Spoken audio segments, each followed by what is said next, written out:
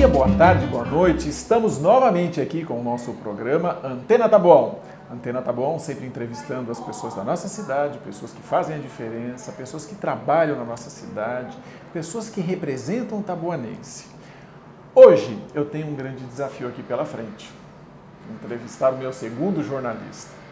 E não é um jornalista qualquer, é um grande jornalista da nossa cidade, responsável por um portal, assessor de imprensa, uma pessoa que eu tenho um respeito muito grande, uma pessoa que tem um bom humor tremendo, já deixou muito político aqui na nossa cidade em saia justa. Eu tenho hoje aqui o Marcelo Valadão. Você tá bom, Marcelo? Como é que você tá? Seja muito bem-vindo. O outro lado é diferente, hein, rapaz? Entrevistar é muito mais cômodo. Agora, ser entrevistado é a minha vingança com a imprensa aqui da cidade, porque eu já sofri um pouquinho com esse povo. Mas dá. Olá, amigos que acompanham aqui o Antena Tá Bom. Eu também tenho acompanhado o programa. É uma grande honra estar aqui, viu, doutor Ronaldo? Doutor Ronaldo é um amigo. Nós vamos hoje bater um papo aqui, né, doutor? Mas coisa que a gente já faz normalmente aqui já há algum tempo, né? Então é uma grande honra para mim estar aqui. É o que eu digo, Valadão, eu não sou jornalista, eu sou dentista. Algumas pessoas acho que desconhecem e tal. Nós temos um canal aqui que é o Nop Odonto e eu sempre fiz algumas entrevistas, eu sempre procurei levar realmente para a sociedade conteúdo informativo na área da saúde e tudo, mas algumas pessoas me fizeram essa sugestão. Ronaldo, você é uma pessoa que se desenvolve bem, sabe? A gente bate um papo gostoso aqui na sala, você poderia colocar isso realmente na rede social. Então é isso mesmo, não é para pegar, não sou jornalista, não vou te colocar em saia justa, em hipótese alguma, é um bate-papo. E como você disse aqui quando chegou agora há pouco, você falou assim, Ronaldo, o que acontece nessa sala, o papo que nós temos, aquela conversa gostosa, tudo tal, a gente está compartilhando com a pessoa que está ali do outro lado. Então isso é muito gostoso. Valadão, vou te apresentar aqui, teu currículo é extenso também, tá? Imagina. É o que eu digo, 10 minutinhos, 15 minutinhos não é o suficiente não, então dei uma reduzida. Marcelo Valadão de Souza, esse jovem simpático jornalista aqui, não parece, mas tem 43 anos, achei que você fosse mais novo, viu? Pai do Micael e do Gabriel. Casado há 13 anos com a dona Daniela Valadão. E tem o Rafael também. Tem o Rafael também? Aliás, doutor, hoje é dia 2 de outubro. Dia 2 de outubro é dia do anjo da guarda, né? Então eu tive essa graça de ter os 3 anjos, os 3 arcanjos, né? Rafael, Micael e Gabriel. Que bênção, que bacana, que bacana. E que eles abençoem seu lar, a sua família e tragam muita felicidade para você. Isso é muito importante. Mas vamos lá. Achei interessante, gente, esse moço, jornalista técnico em eletrônica, jornalista com diversos cursos de extensão universitária, pela Escola de Comunicação da Escola Belas Artes da ECA, tem 18 anos de experiência no jornalismo, trabalhou na Rádio 9 de Julho, rapaz, responsável, um dos mais atuantes assessores de imprensa aqui na nossa região, já atendeu a Associação de Delegados de Polícia aqui de São Paulo, prefeituras e câmaras municipais. Valadão, com um currículo desses, eu te pergunto, cara, tô vendo que você foi técnico em eletrônica, nós estávamos conversando um pouquinho antes, ele falou que desmonta uma câmera tranquilamente, monta, remonta, faz manutenção, é um profissional realmente com muitas qualidades. O que te levou para o jornalismo?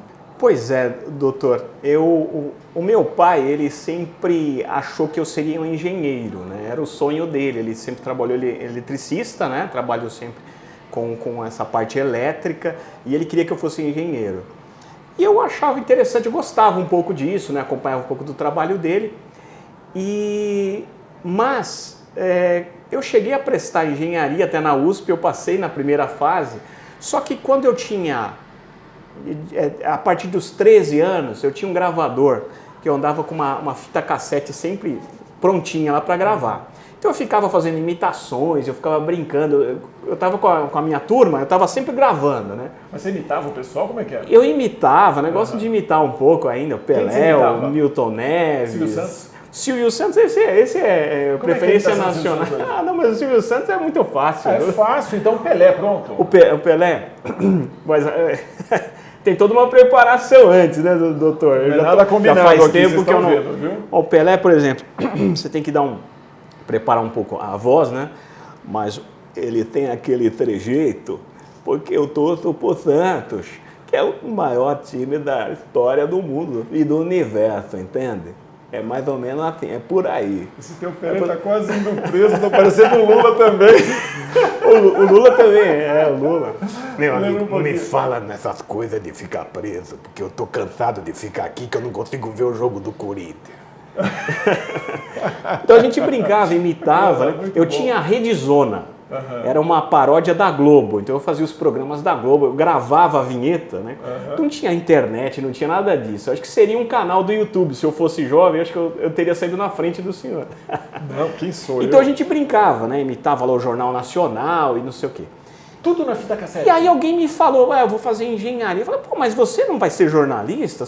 Você tá com um gravador pra cima e pra baixo. Eu falei, aquilo acendeu uma luzinha. Eu falei, poxa, é mesmo, né? Eu acho que eu não quero ser engenheiro, né?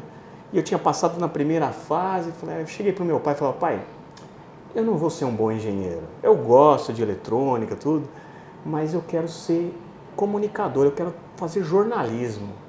E aí eu larguei e fui pra FIAM, né? Olha que interessante, que reviravolta, não? Isso acontece mesmo, não? É tão difícil um jovem, no auge dos seus 16, 17 anos, escolher uma profissão para a vida toda, concorda ou não? É muita responsabilidade. E a decisão ela é complexa. Você tinha dois caminhos totalmente divergentes, distintos. Um, engenharia, que é uma profissão extremamente complexa, que envolve um trabalho metódico, silencioso, concorda ou não? Muita gente questionava isso. Poxa, mas você é de exatas, você está indo para humanas, como que é isso, né? Como é que é isso na sua cabeça? Para mim foi tranquilo. E eu cheguei a trabalhar como técnico eletrônico, eu trabalhei 7 anos na Canon, né? Na verdade era uma prestadora de serviço para a Canon do Brasil, que era uma assistência técnica, que tinha o senhor Ushida, que era um japonês muito rigoroso à frente, né? Só eram 2 empresas no Brasil que prestavam esse serviço para a Canon. Então eu trabalhei durante 7 anos, não é que eu não gostava, eu gostava, ainda gosto, eu tenho uma bancada em casa. O Rafael, o Micael e o Gabriel já quebraram mais ou menos aí uns 20 tablets.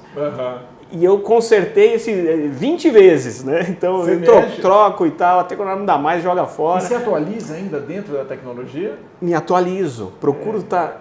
a gente não pode muito, parar, né? Você se formou na década de 80, quase década de 90, eu acredito, dentro da Exatamente. tecnologia. E mudou muito, né? Concorda ou não?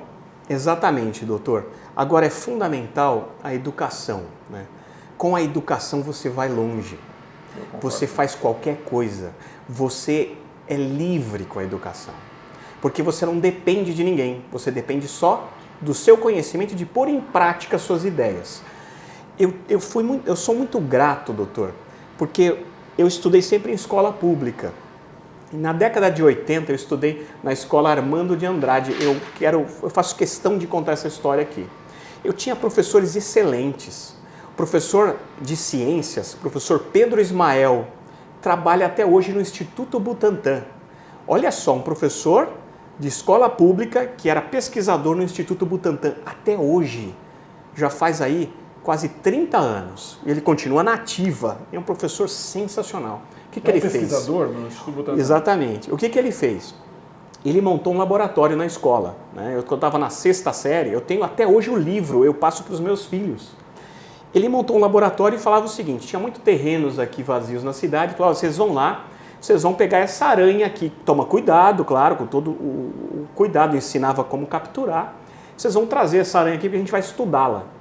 Então você saía a campo, né, uma coisa que eu acho que é impensável hoje para a criança fazer, né? Você trazia o bichinho lá, ele ensinava, mostrava qual que era aquelas que tinham problema com veneno e tal. Quer dizer, até hoje eu sei identificar uma aranha que é perigosa. Então, quer dizer, são conhecimentos que você leva para a vida. E quando eu estava me formando na 8ª série, o que esse professor fez? Os outros professores também, todos nas suas áreas também excepcionais. E aí ele colocou na lousa lá. Eu não tinha ideia do que fazer, né? O senhor falou do jovem, que às vezes o jovem não tem ideia do que vai fazer. Ele colocou lá na lousa, olha, tem uma escola técnica, Guaraci Silveira, lá em Pinheiros. Tem 2 cursos só. Hoje tem uma infinidade, né?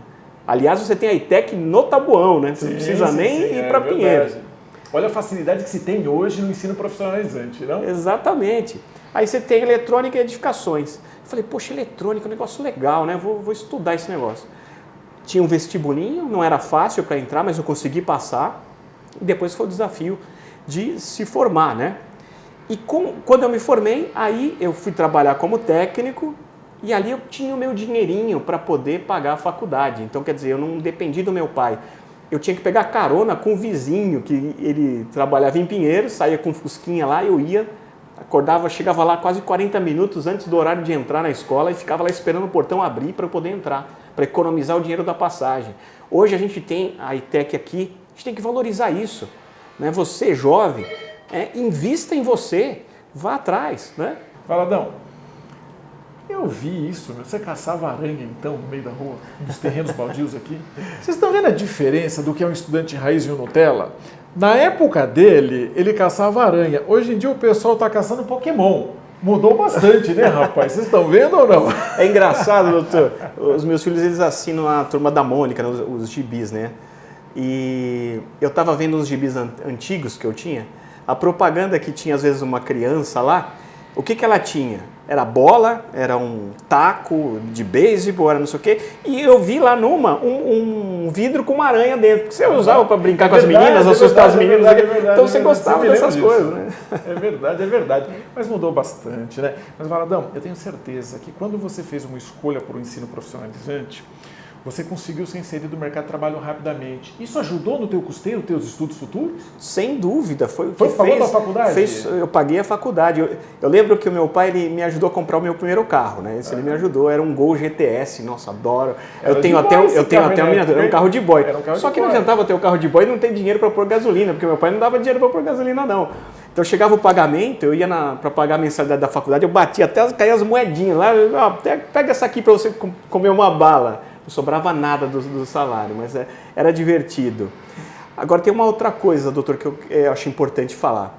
Quando eu consertava máquinas fotográficas, todo mundo tinha a sua máquina, a sua filmadora em casa antigamente, né? Depois veio as máquinas digitais e eu vi essa indústria ser desmantelada.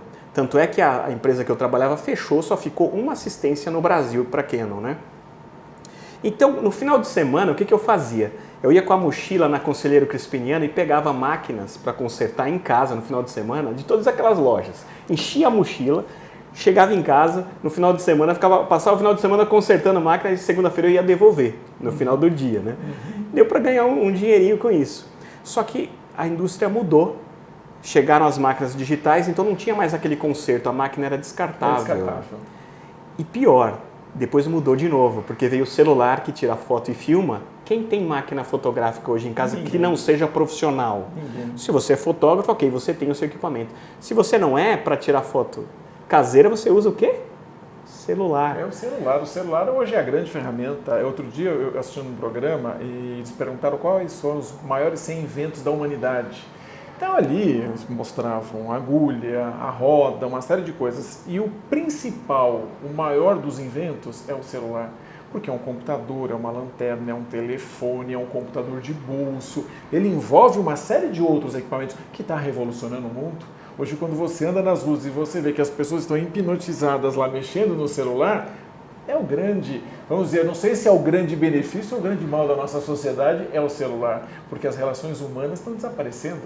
Exatamente. E você tem que se reinventar, você tem doutor. Que se reinventar. Porque senão você fica chorando a mudança tecnológica, você perde o seu trabalho, e agora o que eu vou fazer? Se eu tivesse pensado, não, eu só sei consertar máquina, não tem mais máquina, e aí? Vou ficar sem trabalho? Não, você tem que se reinventar. Você tem que acompanhar, porque muita gente fala de crise, mas a crise, na verdade, é uma oportunidade para crescimento. Então, se não consigo consertar máquina, não tem mais, mas tem celular, então eu vou mudar e vou aprender a lidar com celulares. Se você pegar aqui na Kizaimon, olha quantos lugares que tem reparando o celular. E se abrir mais 10, tem mercado para todo mundo. Aquela velha máxima, numa crise, enquanto uns choram, outros vendem lenços, não? Exatamente. E você tem que pensar em vender lenços. Isso é muito importante. Não adianta você ficar reclamando. Algumas pessoas, às vezes eu olho e eu vejo assim, que lógico, o movimento caiu para muitas pessoas, né? Aí você conversa com alguém, não, mas está ruim para todo mundo. Eu falei, não, está ruim para todo mundo, eu não posso me acostumar e me conformar numa situação. Nós precisamos encontrar outros caminhos para poder realmente suprir aquela falta, né? Aquela queda. Mas é normal. Não. Eu estou dizendo isso aqui para um empreendedor nato aqui, né? Imagina, olha só.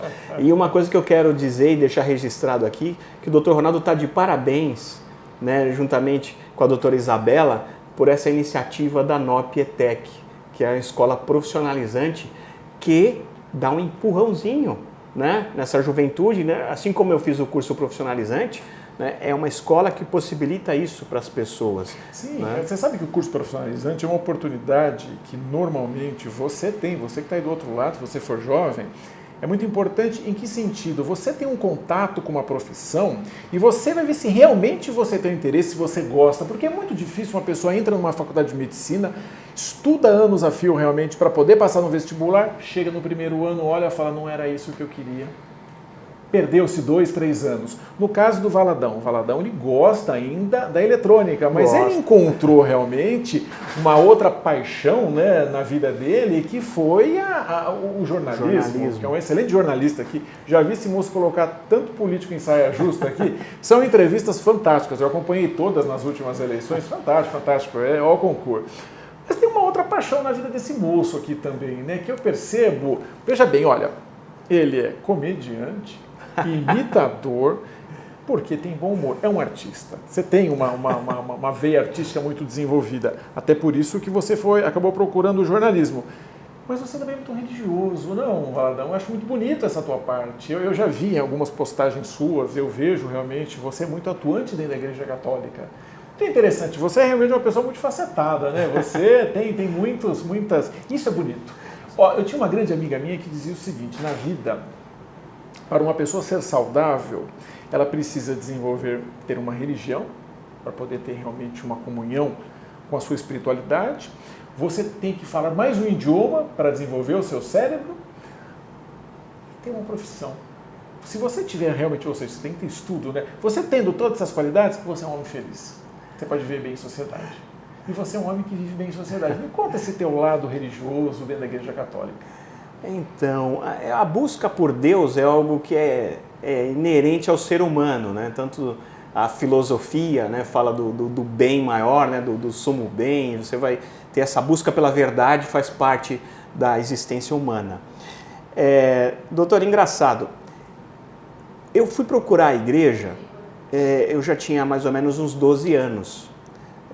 Claro, eu tinha sido batizado, mas nunca tinha participado fervorosamente. E eu tinha uma vizinha chamada Zenaide Maria de Souza, que é fundadora da Associação de Deficientes aqui de Taboão da Serra.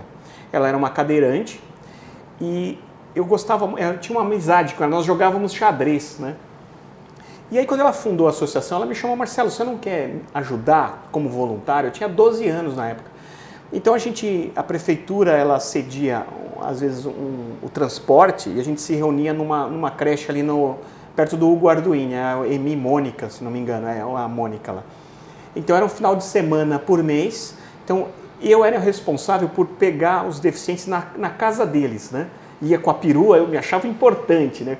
Como é interessante isso, você dá importância para as crianças. Hoje a criança às vezes não pode nem segurar um martelo, opa, trabalho infantil. Não é por aí o caminho, gente. Você dá importância, dá um senso de responsabilidade para a criança, você transforma essa pessoa de criança para um jovem, para um adulto, para um cidadão.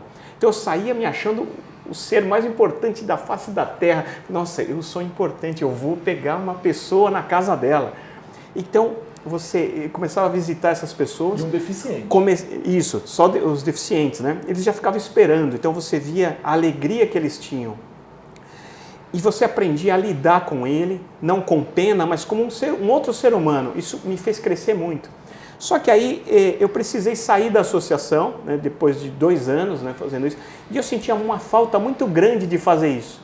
Daí que eu fui buscar na igreja preencher essa falta que me fazia. Então foi lá que eu consegui completar isso que me faltou. Que na verdade, né, tá na regra de ouro, podemos dizer assim, de todas as religiões, né? Que é você fazer pelo outro aquilo que você gostaria que fosse feito por você. Ou seja, o mandamento de Jesus, né? Amar o próximo como a ti mesmo. Como a ti mesmo. E depois ele coloca como eu vos amei, né? Deixa um pouquinho mais complicado para que você realmente tenha nele o exemplo de fazer o bem para as outras pessoas. Então foi aí que nasceu essa grande... Nossa, que bonito, Valadão. Olha, eu fiz uma excelente escolha, vocês estão vendo. É um exemplo de cidadão, é um exemplo de profissional, é um exemplo de estudante. Um jornalista conceituado em nossa cidade que vem aqui dar essa testemunha, sabe? Ser testemunha viva realmente de que a sua vitória nesse mundo hoje é através da educação, da tua formação, da tua dedicação. Isso é muito importante nessa sociedade de hoje em dia, concorda ou não? As pessoas são muito imediatistas, né? As pessoas querem dinheiro, mas sabem de que forma. Mas nós temos que passar por alguns percalços, por dificuldades, para que ocorra realmente um crescimento interior. Isso é muito importante na tua vida. E você é exemplo, Valadão. Tá de parabéns, viu? Muito bacana. E olha, eu saio daqui com muita responsabilidade, doutor, porque o senhor falou que eu estou sempre de bom humor, né? Lá em casa, não sei se vão concordar muito com isso não, mas com certeza eu saio com a missão de estar sempre melhor, cada vez melhor. Né?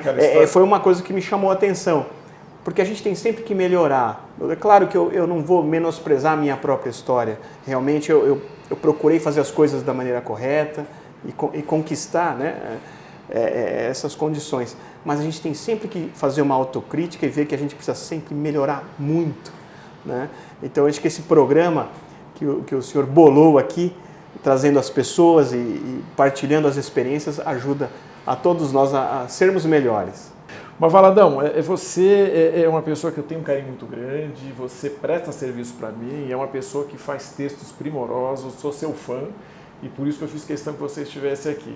Gostaria de poder ficar muito mais tempo, porque a gente tem muito mais história, mas a gente pode marcar uma nova entrevista mais à frente, viu? Eu quero que você deixe uma mensagem para os nossos telenautas. Você já viu essa telenautas. Agora? Telenautas. Vamos deixar uma mensagem para esse pessoal que está ali do outro lado e está acompanhando o nosso programa.